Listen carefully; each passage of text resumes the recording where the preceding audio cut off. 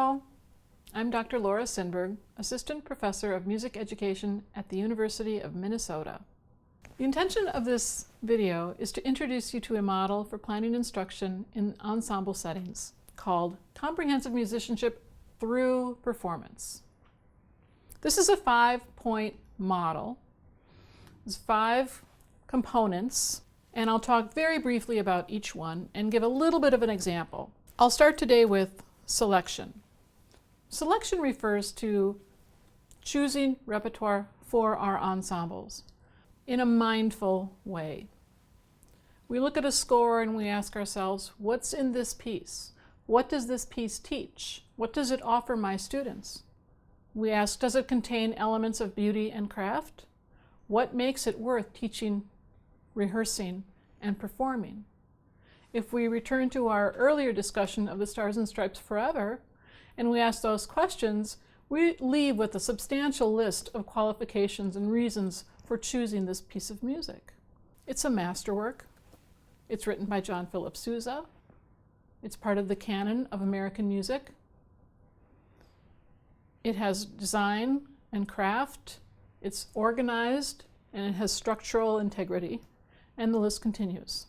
Throughout this process, then, I start to analyze the piece of music. The kind of analysis I'm talking about, I think of as a pedagogical analysis. So taking a wide-angle lens and looking at what are the large sections of the piece. What are the big, large font issues related to this piece? For example, what key is the piece in? Does it change? Does it have melodic motivic material? Does it have harmonic motivic material or rhythmic motivic material?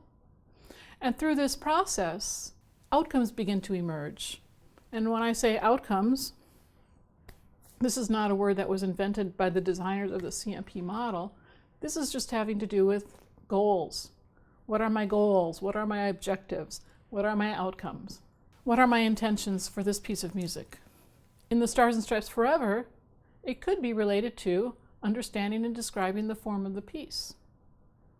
It could be related to describing feelings of patriotism and what is it about this piece that evokes those feelings.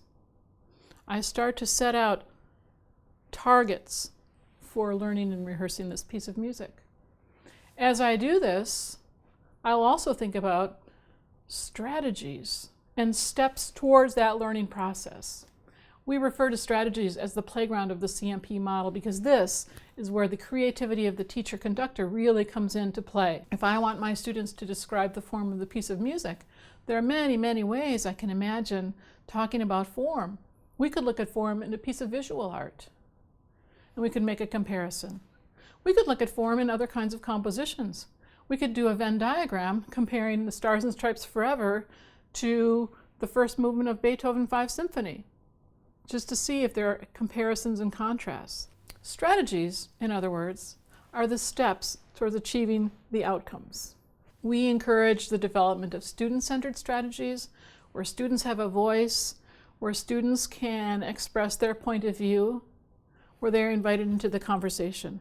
In assessment, we seek to explore the extent to which our students did or did not learn what we thought we taught.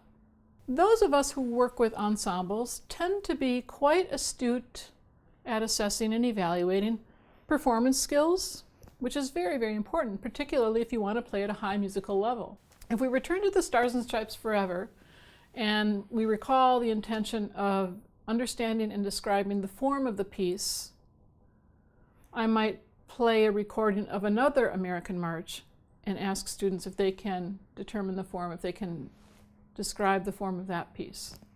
So we see these 5 components in this model. They're discrete as displayed here.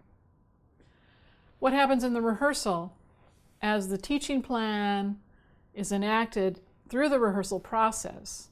These points of the star kind of collapse on each other in a very fluid and dynamic kind of way.